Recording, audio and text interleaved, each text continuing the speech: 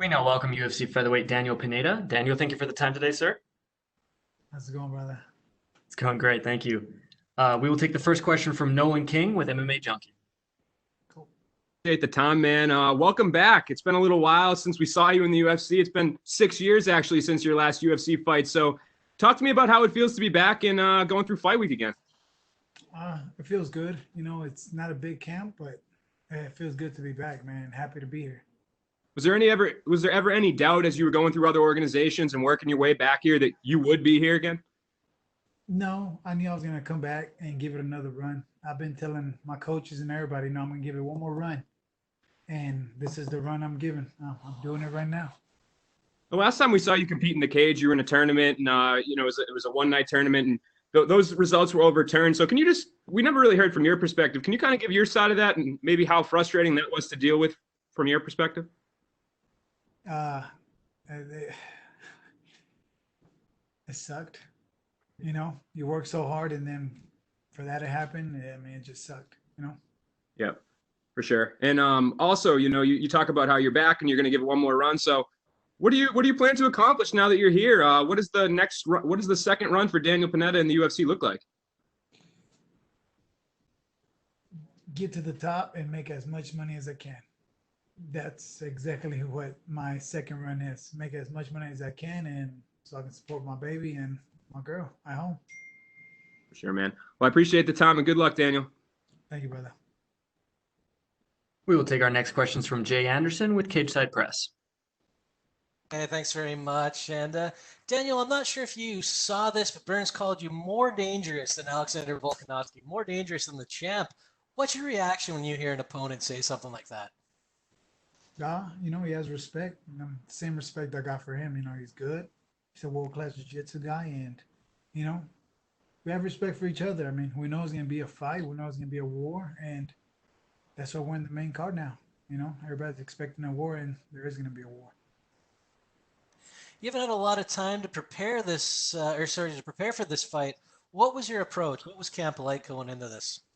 Don't get hurt. Don't overwork myself because it's only a week, 2 weeks, 1 week at home and 1 week here. So just try to cut my weight and try to get a lot running in. Try to get in shape. And he's obviously known for his ground game. You've got a boatload of submissions as well, something he pointed out, I think 17 or 18 in your pro career. Is this a case where you want to test yourself against him, or is the plan to kind of force him into a stand-up battle? Y'all know how I fight, man. I'm gonna go in there. I'm gonna try to finish him, or he's gonna finish me. As one of them two. I don't like decisions. I've never gone to a decision. All of them are finishes. So one of us is gonna get finished. If it's him or if it's me, but it's gonna be a good fight. All right, well, looking forward to it. Best of luck this Saturday. Thank you, brother. We will take our next questions from Damon Martin with MMA Fighting. Hey Daniel, welcome back to the UFC. Can you kind of give me an idea of what this last 10 months has been like for you? I mean, to make a kind of a short notice debut, go into PFL, win 2 fights, you're in the finals, you're about to fight for $1 million. We know what happened with the Nevada Commission. Then you get a suspension, your time off. Then you're back in the UFC again. Here you are fighting, in the middle of a pandemic on a massive card like UFC 252. Like, what's the emotion been like for you for these past 8 to 10 months? Man, honestly, I haven't even been thinking about none of that. I just had my baby girl. She's 2 months. My wife's been pregnant for 9 months. So, I mean, I've just been taking care of my baby, trying to work out, and I know I was gonna get back in here. I knew I was gonna get back in here, and I'm in here now. And now it's just time to prove myself, to myself and to all the fans out there and everybody else, and whoever's doubting me out there. All they do is doubt. I just wait. Come Saturday night. And not to obviously take a dig at PFL by any stretch of the imagination, but I think everyone knows they ended up not fighting at all this year. And there's been some frustration from some of the fighters, with the UFC being back, Bellator coming back, things like that. In the end run, were you happy that, you were able to get out of PFL and come to UFC? Now you're fighting, because I know you're an active guy. You like to, we know you as a guy who fights quite often. Yeah, I don't say no to fights. You call me in 3 days, I'm gonna fight. Do a catch weight and I'll fight. But man, just know I got a good manager, and I got out of the contract and I'm here now. So that's what counts. And I got an awesome manager, Jason House. He's the man. And you were when you were in the UFC before, and you've always been known as a guy who puts on exciting fights and always goes out there to put on a show, win, lose, or draw. And we've seen it, especially during this pandemic. The UFC really seems to appreciate, the guys and the girls who've gone out there and done that. Do you feel like, in a way, this is the perfect time for you to come back to the UFC with your style and your attitude in a time where we are in kind of a weird time for fighting? Yeah, I think it's the perfect time. And it's a perfect time for me to get some bonuses too. Now that I'm in the main card and I can actually see and get my bonuses. I mean, it's a perfect time. Everything's falling into place at a perfect time. And last question for me, as you said, you're not a guy who turns down fights or turns down opportunities, but getting a guy like Herbert Burns in your first fight back, I mean, this is a big fight. Herbert's been on a great run. One of the top prospects in the division. Of course, his brother is, number one ranked welterweight in the world. I mean, could you have asked for a better scenario? Now, main card, as you mentioned, it seems like everything's kind of fallen into place.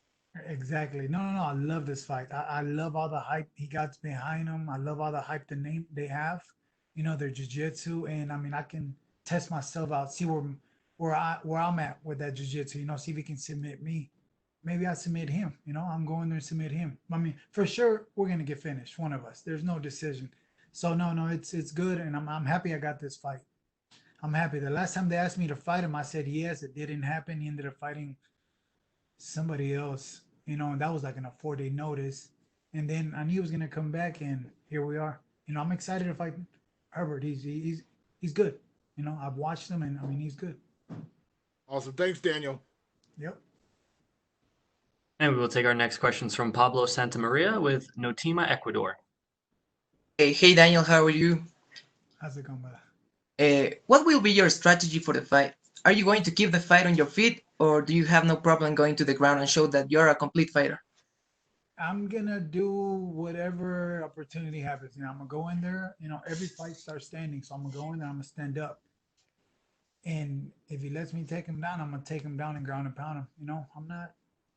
I'm not scared of his ground. I'm not scared of his stand up. So wherever it goes, I'm happy to be there. Okay, you're a more experienced fighter than him, so do you think that your experience will play an important role in achieving the victory? Yes, yes. Very. I've have what, like 2, 3. Yeah, I have what, 26, 27 fights. Oh, whatever, 30 something fights. So yeah, I have a lot more experience. think I got more fights than all the guys that are fighting the same night on that card. So, yeah. That's cool. So good luck on Saturday. Thank you. Thank you so much, Daniel. Those are all the questions we had for you, sir. Thank you. Bye. Bye.